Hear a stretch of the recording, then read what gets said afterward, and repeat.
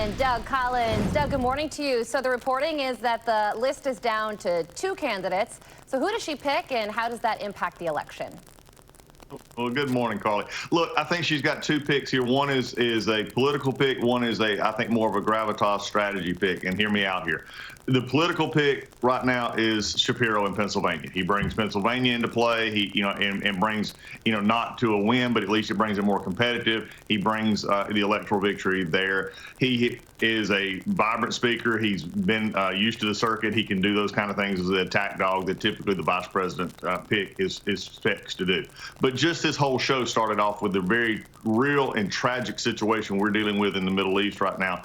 And Tim Walz is a governor as well, who also brings military experience with him. So I think you're going to look at, he's not as exciting probably as a campaigner as Shapiro, but it would bring a different aspect. Both are trying to fill a gap that Harris does not have, and that is executive experience, but also a seriousness that many times is not there. So again, this is a tight race. This is an interesting pick for her. The question will be, will she go the political route, or will she go with a more I say conventional, safer route in light of world circumstances? Yeah, and you're right. If she picks Josh Shapiro, the progressives, the pro-Palestinian progressives in her party are not going to like that because of his support of Israel and the fact that he's a Jewish man, which is awful. And on the other side, we're hearing that Sherrod Brown might not be attending the DNC. Jon Tester isn't as well. Senators that are in really shaky territory and in swing states. So do you think that this honeymoon period for Kamala Harris is over? Unfortunately not. You got about another 2 weeks of it, and it'll start today when she announces her vice presidential pick. That'll be the lifeblood of the mainstream media's engine for the next week before the convention starts next week, and then you'll have the convention.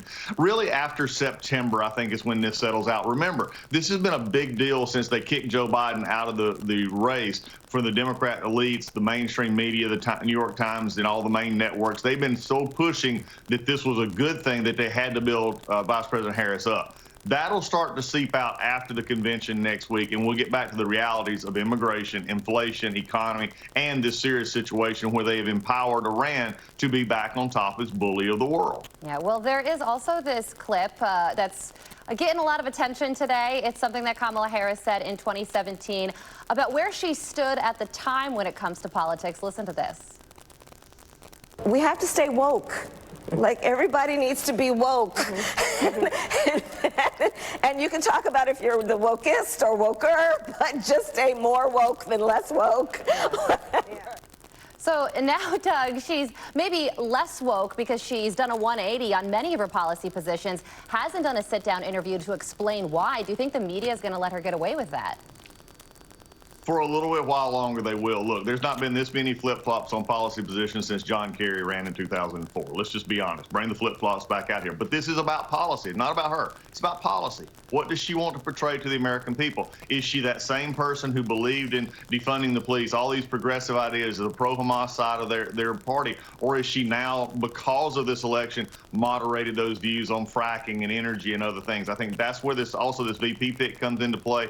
But we've got to stay focused here on the fact that these kind of clips only show what I believe she truly believes and how they're going to have to balance that with inside their party. It's going to be a tough choice for them as they go forward, but she has got to answer for the last 3.5 years of the Biden-Harris administration. Yeah, and that brings me perfectly to this next topic that we want to talk to you about. One of the biggest revelations when it comes to our southern border was revealed yesterday. We already knew that over 250 people on the FBI's terror watch list were caught at our southern border over the past 3 years under President Biden and Vice President Kamala Harris. But yesterday we learned for the very first time that 99 illegal immigrants on that terror watch list were released into the country, and another 34 are still in DHS custody. What possible explanation from the Department of Homeland Security could there be for releasing these people into our country? Is there any more reason now to keep Secretary Mayorkas on? I mean, think about this: the Secret Service failure, the immigration failure, everything, and nobody even talks about him anymore because he's just irrelevant because he's just opened up our borders at the direction of the Biden-Harris administration. This is concerning. I don't care what your feelings are about immigration, migration. No one thinks that our border ought to be open. They shouldn't anyway. They shouldn't believe that drugs should be freely flowing over. But can we at least draw the line on terrorists, folks who are on a watch list, who want to help to destroy our country internally, possibly through terrorist attacks or other things? Is it at least possible we can get Democrats and those who believe open borders seem to be a good thing to at least agree that that's not a good thing?